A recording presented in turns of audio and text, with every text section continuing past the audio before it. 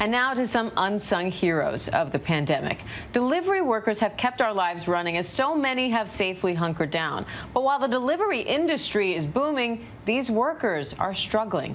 ABC's Rena Roy takes a closer look. On any given day in New York City, you'll find Jose Morales navigating the streets by bike, spending hours on end delivering food to New Yorkers in the dead of winter. You bring it to them, to the convenience of a warm house.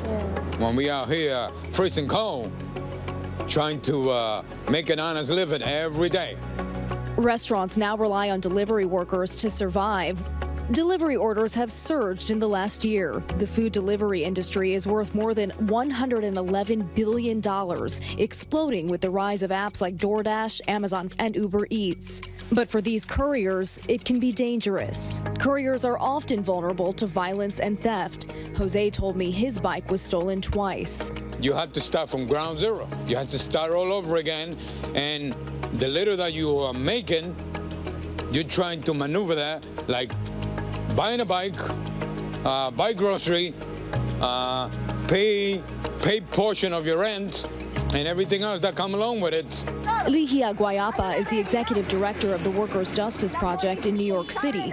She helped bring couriers together as Los Deliveristas Unidos, or Delivery Workers United. The most pressing issues that food delivery workers are facing now is the lack of access to bathrooms, low pay, unsafe working conditions, and most importantly, these are the workers who are literally doing the most essential jobs with no worker protection.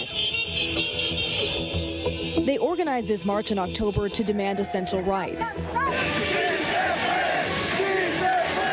So these issues existed before the pandemic. How have they gotten worse during the pandemic? So food delivery workers are facing what we consider one of the deadliest and most dangerous jobs in the city. And during the pandemic, they're doing this work without any safety protections, without personal protective equipment. And most importantly, most workers are doing this with low pay. Labeled as independent contractors, they're not entitled to a minimum wage, overtime, or benefits like health insurance. There were roughly 50,000 delivery workers in New York City before the pandemic. And as unemployment skyrocketed, that number went up as people searched for work. Uber Eats alone signing up 36,000 new couriers in New York since March, many with unpredictable pay. During our interview, Jose got a delivery request worth just $3.75. It's been a little struggle because in order for you to make a decent amount of money, you had to work like 7 days. Rena Roy, thanks for the eye-opening report.